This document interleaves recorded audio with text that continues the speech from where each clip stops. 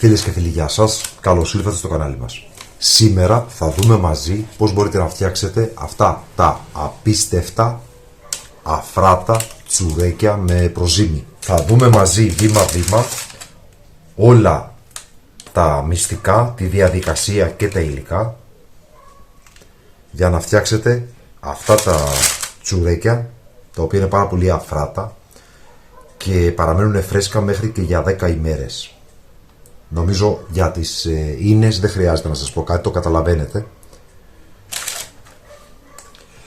Πάμε λοιπόν να παρακολουθήσουμε μαζί τα υλικά και τη διαδικασία εκτέλεσης της συνταγής μας. Πρώτα απ' όλα να σας πω δύο λόγια για το προζύμι, το οποίο βλέπετε εδώ.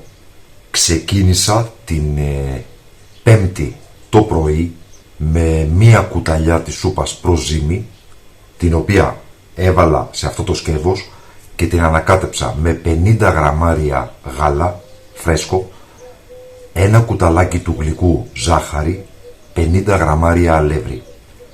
Το σκέπασα και το άφησα για 12 ώρες. Την Πέμπτη το βράδυ, πριν ξαπλώσω, άνοιξα το προζυμάκι αυτό, πρόσθεσα 50 γραμμάρια αλεύρι, 50 γραμμάρια γάλα, ένα κουταλάκι του γλυκού ζάχαρη, ανακάτεψα, το σκέπασα, το άφησα όλο το βράδυ. Μετά από 12 ώρες, Παρασκευή δηλαδή πρωί, πρόσθεσα 50 γραμμάρια γάλα, 50 γραμμάρια αλεύρι, ένα κουταλάκι του γλυκού ζάχαρη. Ανακάτεψα, σκέπασα, το άφησα για 12 ώρες. Και Παρασκευή βράδυ, πρόσθεσα 50 γραμμάρια γάλα, 50 γραμμάρια αλεύρι, ένα κουταλάκι ζάχαρη, το ανακάτεψα, το άφησα και έγινε αυτό που βλέπετε.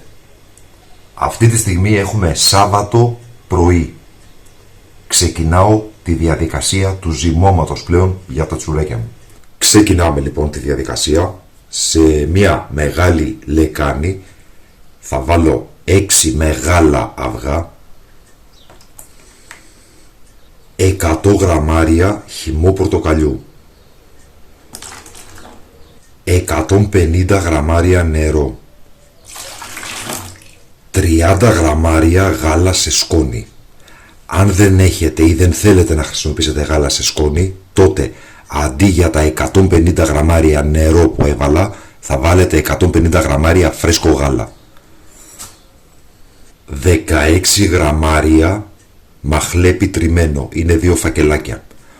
8 γραμμάρια κακουλέ τριμμένο, μεροκάρδαμο, είναι 1 φακελάκι. 6 γραμμάρια μαστί χαχείου, την οποία έχουμε αλέσει στο μπλέντερ με μία κουταλιά της σούπας ζάχαρη.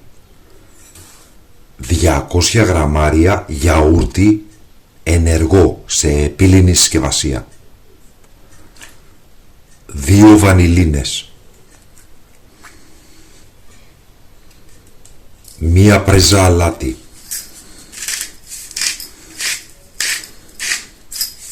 Ξύσμα από ένα μεγάλο ακέρωτο πορτοκάλι, το οποίο έχουμε πλύνει, ή από 2 μέτρια.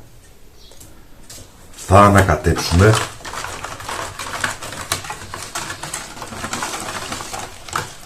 θα προσθέσουμε 640 γραμμάρια ζάχαρη.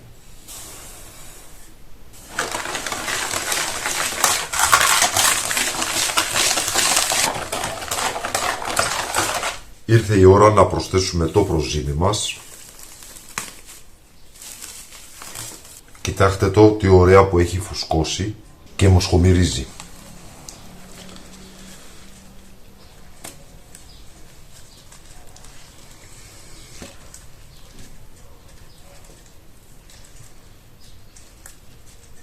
Στο σημείο αυτό να υπενθυμίσω ότι το τσουρέκι με προζύμι δεν είναι για όλους τους ανθρώπους.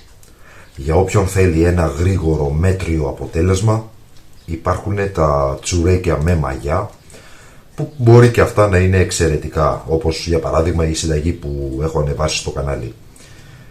Το τσουρέκι με προζύμι είναι για τον άνθρωπο που έχει μεράκι για την κουζίνα και για τους αγαπημένους του ανθρώπους και θέλει να προσφέρει το καλύτερο σε αυτούς. Έχει την υπομονή και είναι διατεθειμένη να μπει σε όλη αυτή τη διαδικασία. Εξάλλου, μην γελιόμαστε, μπορεί σαν αίσθηση να δημιουργείται το ότι για να φάει κανείς τσουρέκι με προζύμι χρειάζεται 3 μέρες. Στην πραγματικότητα όμως οι 2 προηγούμενες μέρες δεν απαιτούσαν χρόνο, δηλαδή ήταν απλά 5 λεπτά να βάλεις 50 γραμμάρια γάλα, ένα κουταλάκι του γλυκού ζάχαρη και 50 γραμμάρια αλεύρι και να ανακατέψεις το προζύμι. Αυτό. Δηλαδή χρειαζόμασταν συνολικά 10 λεπτά μέσα στην ημέρα. Αυτό, τίποτα περισσότερο. Τώρα θα διαλύσουμε εδώ μέσα αυτό το προζύμι.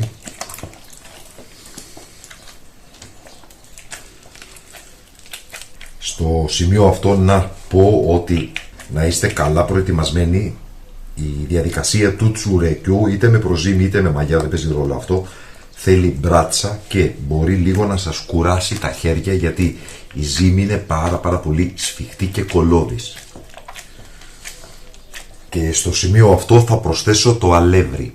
Χρειάζεται αλεύρι με μεγάλο ποσοστό περιεκτικότητας σε πρωτεΐνη, δηλαδή πάνω από 13%. Δεν θα σας πω εγώ ποιο αλεύρι να χρησιμοποιήσετε. Μπορώ όμως να σας δώσω μια σύσταση, να πάτε στο φούρνο της γειτονιάς σας και να ζητήσετε να αγοράσετε το αλεύρι για τσουρέκι ή για φρυγανιές, το σούπερ αμερικάνικο. Είναι το αλεύρι Μανιτόμπα. Θα βάλουμε λοιπόν τώρα το αλεύρι. Θα χρειαστεί περίπου στο 1,5 κιλό. Μπορεί αλεύρι να πάρει κάτι παραπάνω, κάτι λιγότερο, εξαρτάται από το είδος και την ποιότητα του άλευρου που χρησιμοποιείτε. Εδώ σε αυτό το στάδιο δεν μας ενδιαφέρει αν θα βάλετε περισσότερο ή λιγότερο αλεύρι, γιατί ούτως ή άλλως η τελική σύσταση θα καθοριστεί αφού προσθέσουμε το βούτυρο. Όταν παρακολουθείτε τις συνταγές μου να έχετε ενεργοποιημένους τους υπότιτλους, γιατί πολλές φορές εκεί δίνω κάποια επιπλέον στοιχεία.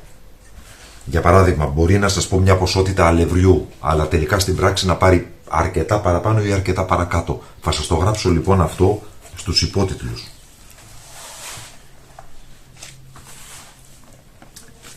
Επίσης, να έχετε κατά νου αυτό που σας λέω πάντα, ότι ανάλογα με το πόσο υδρόφυλλο ή μη είναι το αλεύρι, ανάλογα με το πόσο μεγάλα ή μέτρια ήταν τα αυγά, ανάλογα με το πόσο έχετε με ακρίβεια ζυγίσει ή όχι τα υλικά, αυτά όλα είναι παράγοντες που μπορεί να διαφοροποιήσουν την τελική ποσότητα του αλευριού που θα απαιτηθεί. Καλό είναι, αν κάνετε αυτή τη δόση, να επιλέξετε έτσι ένα μεγάλο σκεύος, μια μεγάλη λεκάνη σαν αυτή που χρησιμοποιώ, για να μπορείτε να ζυμώσετε με άνεση, χωρίς να φοβάστε κάθε 3 και λίγο ότι θα πεταχτεί απ' έξω η ζύμη ή σε λίγο το βούτυρο που θα δούμε. Στο σημείο αυτό που νομίζω ότι πρέπει να είμαι καλά, θα βγάλω το γάντι, γιατί θέλω να έχω την αίσθηση και την υφή του ζυμαριού.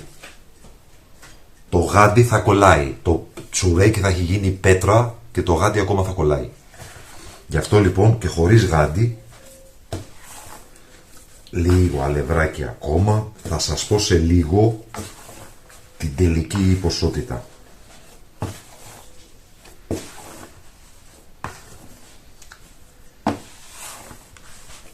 Γενικά για όλη τη συνταγή μαζί με το προζύμι παίρνει γύρω στα 2 με 2.200 αλεύρι σύνολο, μαζί με το αλεύρι που χρησιμοποιούμε για να αναπιάσουμε το προζύμι.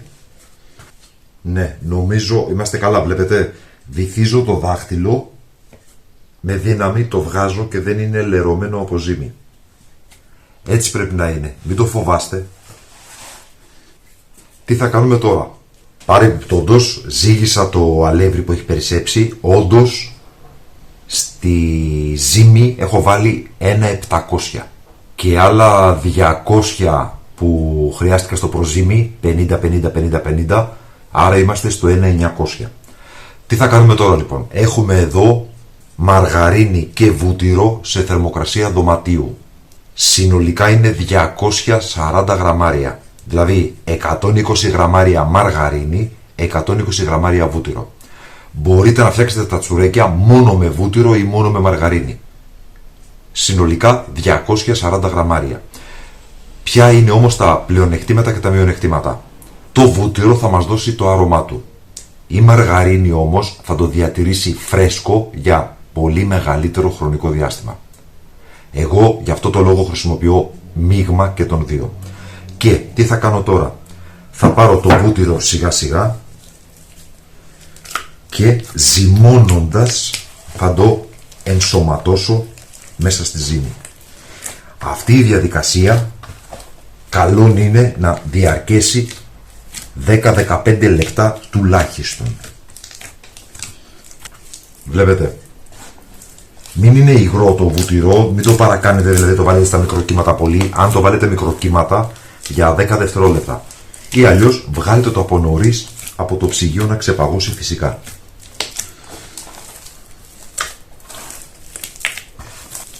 Βλέπετε, σαν να διπλώνω το ζυμάρι, κάνω κάποιες αναδιπλώσεις. Αυτό είναι μια διαδικασία που μπορείτε να κάνετε εννοείται και πάνω στον καθαρό πάγκο της κουζίνας, αλλά αν δεν θέλετε να λερώσετε τον πάγκο στην παρούσα φάση, μπορείτε να το κάνετε μέσα στη λεκανίτσα όπως το κάνω και εγώ.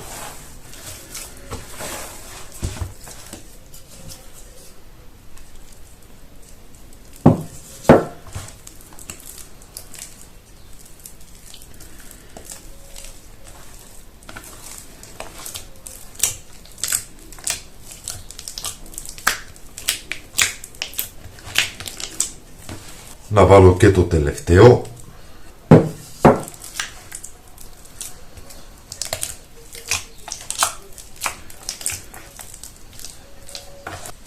Στο σημείο αυτό θα προσθέσουμε και τα υπόλοιπα 100 γραμμάρια αλεύρι. Με αυτόν τον τρόπο βοηθάμε στο να αναπτυχθούν οι ίνες μέσα στο τσουρέκι. Αυτή η διαδικασία που η ζύμη πλέον είναι εμπλουτισμένη με το βούτυρο και προσθέτω το αλεύρι δημιουργεί εσωτερικά κάποιες διαστρωματώσεις της ζύμης με το βούτυρο και αυτό θα μας δώσει και πλούσιες ίνες στο τελικό προϊόν. Το αλεύρι σε αυτό το στάδιο, ξαναθυμίζω, είναι περίπου 100 γραμμάρια. Οπότε έχουμε βάλει ένα 800 από τη στιγμή που ξεκινήσαμε να ζυμώνουμε, συν 200 γραμμάρια χρειαστήκαμε για το προζύμι, τα 450, οπότε είμαστε στα 2 κιλά αλεύρι. Περίπου τόσο θα σας πάρει. Τώρα μπορεί να πάρει ένα 900, να πάρει 200, εκεί όμως δεν θα παίξει παραπάνω ή παρακάτω. Να σας πω επίσης ότι αν στο σημείο αυτό σας παραπέσει η αλεύρι, γίνει η ζύμη λίγο πιο σφιχτή ή οτιδήποτε, μην ανησυχήσετε, μην προσπαθήσετε να το διορθώσετε, γιατί στο επόμενο στάδιο θα ενσωματώσουμε και λίγο ηλιέλαιο που θα βοηθήσει να παραμείνει το τσουρέκι φρέσκο για πολλές μέρες. Άρα λοιπόν χρειαζόμαστε μια μάλλον σφιχτή ζύμη. Το ηλιέλαιο δηλαδή θα διορθώσει το όποιο λάθος πιθανά έχετε κάνει, αν σας έχει παραπέσει αλεύρι. Το ζυμαράκι έχει γίνει πάρα πολύ απαλό. Εδώ και από τα προηγούμενα χρόνια έχω δει αρκετούς ανθρώπους που δεν ήταν αρκετά σίγουροι για το πότε η ζύμη είναι εντάξει, για το αν χρειάζεται περισσότερο αλεύρι. Αφού λοιπόν εδώ έχουμε δουλέψει τη ζύμη για 15 με 20 λεπτά περίπου και πιστεύουμε ότι είναι έτοιμη, θα κάνουμε το γνωστό πείραμα, προσέξτε, δάχτυλο με όλη τη δύναμη μέσα. Το βλέπετε, βγαίνει λίγο ελαφρά λερωμένο. Τι σημαίνει αυτό? Λίγο αλευράκι παραπάνω. Το δάχτυλο όταν το βυθίζουμε μέσα στη ζύμη του τσουρεκιού πρέπει να βγαίνει καθαρό, πεντακάθαρο. Επίσης ξαναλέω, μην ξεχνάτε ότι μετά θα βάλουμε και το ηλιέλαιο. Για να δούμε.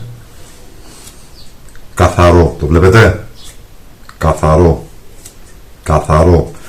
Τώρα το ζυμάρι μας είναι έτοιμο. Τι θα κάνουμε λοιπόν σε αυτό το στάδιο? Λίγο αλεύρι από κάτω για να μην μας κολλήσει.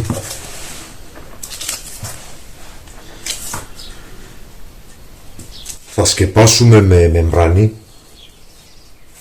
Εδώ βλέπετε δύο κομμάτια από πάνω έτσι χαλαρά. Και θα αφήσουμε τη ζύμη να ξεκουραστεί για περίπου 3 ώρες. Θα τα πούμε λοιπόν σε 3 ώρες που η ζύμη θα έχει ξεκουραστεί και λίγο θα έχει ανέβει, λίγο θα έχει φουσκώσει. Επίσης να σας πω ότι όταν κάνουμε μια τέτοια συνταγή, καλό είναι να, τουλάχιστον το αλεύρι που είναι το βασικό υλικό, εφόσον μας λένε 2 κιλά, να μην αγοράσουμε 2 κιλά, ας έχουμε 2,5-3 κιλά στο σπίτι. Γιατί μπορεί ανάλογα με το αλεύρι να χρειαστεί λίγο παραπάνω, λίγο παρακάτω. Ακριβώς την ίδια ζύμη την έχω κάνει με ένα αλεύρι και μου πήρε 2,5 κιλά. Την ίδια ζύμη τώρα την κάνω με το καναδικό, μου πήρε 2.100. Η ίδια ζύμη με άλλο ελληνικό αλεύρι μου έχει πάρει 2.300. Γιατί αυτά τα φτιάχνω κάθε χρόνο. Βλέπετε λοιπόν ότι εξαρτάται και από το είδος του άλευρου που θα χρησιμοποιήσετε. Λοιπόν, αφήνουμε το ζυμαράκι στην ησυχία του να ξεκουραστεί για 3 ώρες και θα τα πούμε στη συνέχεια. Αυτό το οποίο θα κάνουμε τώρα είναι θα βγάλουμε τη ζύμη πάνω στην καθαρή επιφάνεια και με λίγο ηλιέλαιο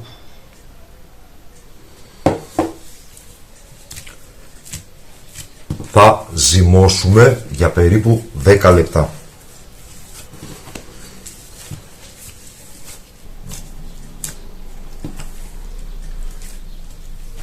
Το ηλιέλαιο που θα χρειαστούμε είναι περίπου στις 8 κουταλιές της σούπας ή περίπου στα 80 γραμμάρια.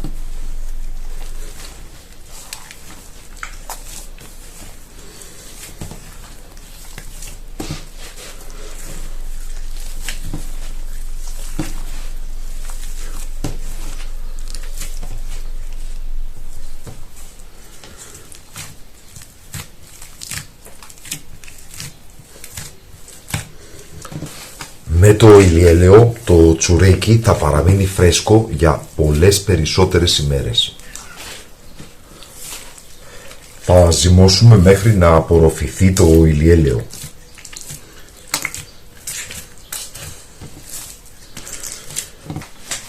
Αν η ζύμη αρχίσει να κολλάει στα χέρια, 1 κουταλιά, 2 κουταλιές το πολύ της σούπας αλεύρι για τσουρέκι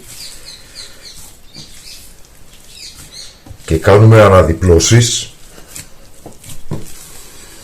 οπότε η ζύμη θα επανέλθει στο φυσιολογικό της. Στο στάδιο αυτό που η ζύμη έχει ωριμάσει, έχει μείνει για 2-3 ώρες και προσθέτουμε τη λιπαρή ουσία, το ηλιέλαιο δηλαδή, και αυτό το λίγο αλεύρι, δημιουργούμε κάποιες επιπλέον εσωτερικές διαστρωματώσεις οι οποίες βοηθούν στην ανάπτυξη της γλουτένης σε συνδυασμό βέβαια με το ζύμωμα. Λοιπόν, αυτή τη στιγμή είμαστε καλά, χρειάστηκε 2-3 κουταλιές περίπου αλεύρι. Θα ομογενοποιήσουμε τη ζύμη και είμαστε έτοιμοι για το πλάσιμο. Όπως βλέπετε έχουμε πλέον ένα τρομερά ευπλαστό, λίο, ομογενές ζυμαράκι, το οποίο δεν κολλάει καθόλου μα καθόλου στα χέρια. Εδώ μην το λυπηθείτε το ζύμωμα και 20-25 λεπτά, αν το αντέχετε κάντε το.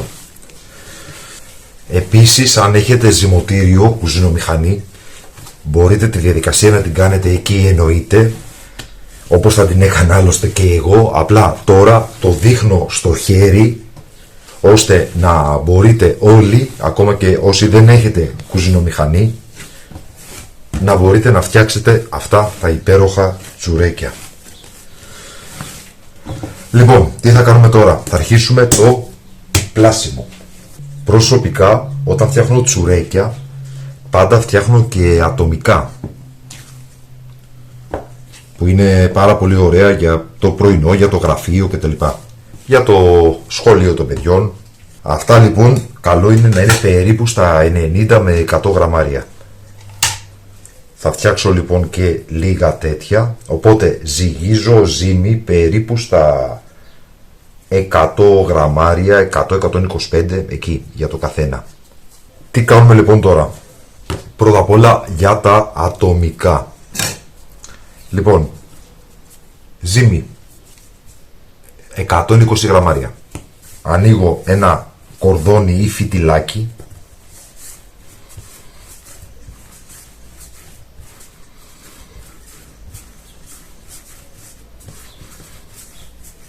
Μπορείτε να το κάνετε μία μικρή πλεξούδα, να το κάνετε στρογγυλό, ό,τι θέλετε. Εγώ θα του δώσω το σχήμα του κλασικού μπαν. Πώς γίνεται αυτό? Το βλέπετε? Κόμπος, αυτό από κάτω και αυτό το τραβάω από πάνω και το κλείνω. Αυτό εδώ. Ελάτε να σας δείξω κομμένα. Αυτό από κάτω, αυτό από πάνω, το γυρίζω από κάτω, αυτό εδώ. Και θα βάλουμε αυτά τα τσουρεκάκια μέσα σε μία λαμαρίνα πάνω σε χαρτί ψησίματος. Το πιάνουμε, κόμπο αυτό μέσα και αυτό από πάνω το διπλώνουμε κάτω. Οπότε τα ατομικά, όπως βλέπετε, είναι εδώ έτοιμα. Φιτιλάκια 300 γραμμάρια το καθένα. Εδώ περίπου στο κέντρο κάνω το χ και αυτό με αυτό το φέρνω πιο κοντά στην κάμερα για να το βλέπετε. Αυτό με αυτό, αυτό με αυτό, αυτό με αυτό, αυτό με αυτό, κλείνω,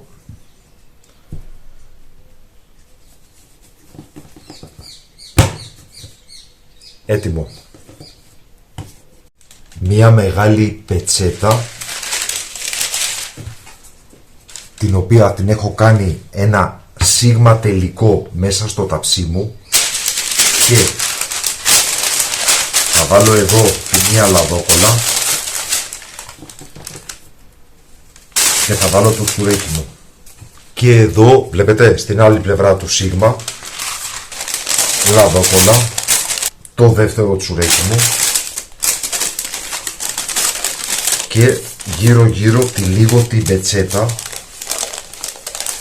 ώστε να δημιουργηθεί, βλέπετε, ένας χώρος, μια φωλιά, οπότε το τσουρέκι να φουσκώσει προς τα πάνω και χωρίς να απλώσει. Αυτά εδώ λοιπόν θα τα λείψουμε, όπως θα δείτε στη συνέχεια, με ένα μείγμα κρόκο αυγού και γάλα. Θα τα αφήσουμε για 3 τουλάχιστον ώρες ή μέχρι ένα ολόκληρο βράδυ, ανάλογα με το προζύμι σας, να φουσκώσουν. Θα βάλουμε και το φιλέ αμυγδάλου και στη συνέχεια θα τα ψήσουμε αφού αφαιρέσουμε την πετσέτα. Η πετσέτα θα βγει αμέσως πριν τα βάλουμε στο φούρνο. Πάμε να συνεχίσουμε και με τα υπόλοιπα και θα σας το ξαναεξηγήσω. 2 φιτιλάκια, 300 γραμμάρια το καθένα. Κάνουμε την κλασική κοτσίδα. Εδώ ενώνω αυτά, βλέπετε, και γυρίζω το ένα μέσα στο άλλο, αυτό το απλό.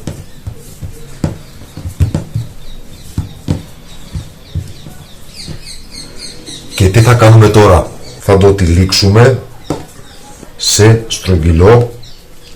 Εδώ η μύτη που περισσεύει θα μπει από κάτω. Έτοιμο ταψάκι των 20 εκατοστών.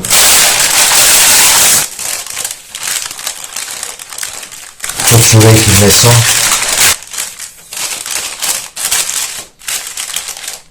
Και 18 να χρησιμοποιήσετε ταψί, γι' αυτό το μέγεθος ακόμα καλύτερα. Έχουμε εδώ 2 κρόκους αυγού με λίγο γάλα. Θα ανακατέψουμε πάρα πολύ καλά να διαλυθεί το αυγό. Το διάλειμμα πρέπει να είναι πάρα πολύ αραιό. Και με αυτό το διάλειμμα θα περάσουμε την επιφάνεια των τσουρεκιών μας, ώστε μέχρι να φουσκώσουν να έχει ξεραθεί ο κρόκος με το γάλα πάνω στην επιφάνεια. Και φυσικά το ίδιο θα κάνουμε με όλα τα τσουρέκια που έχουμε πλάσει.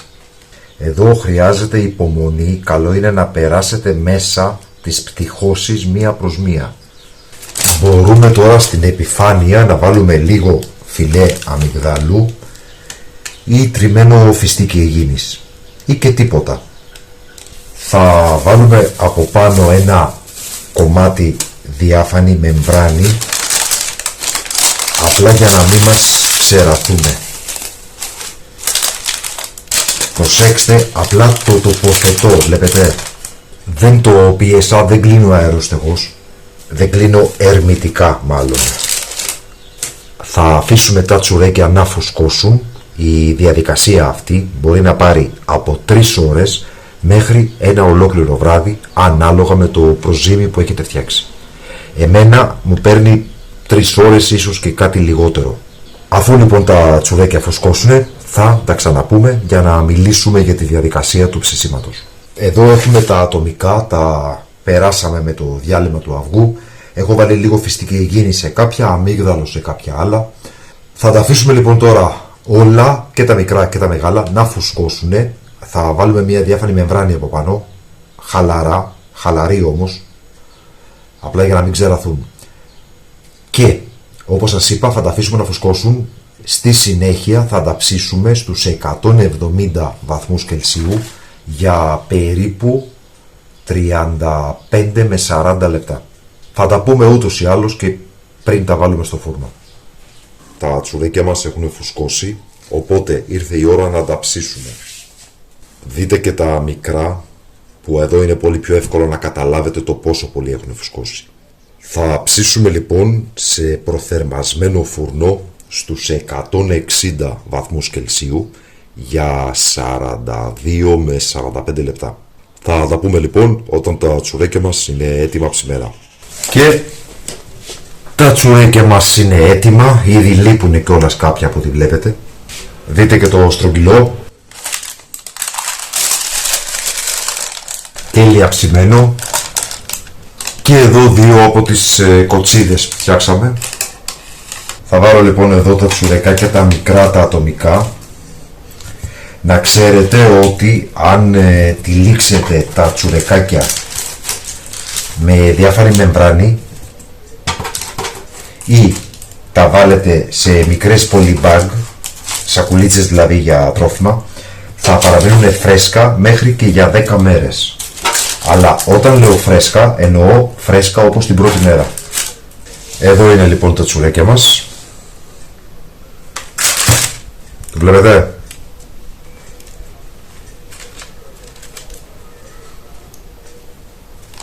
Νομίζω φαίνονται οι ίνες, δεν χρειάζεται να πω κάτι.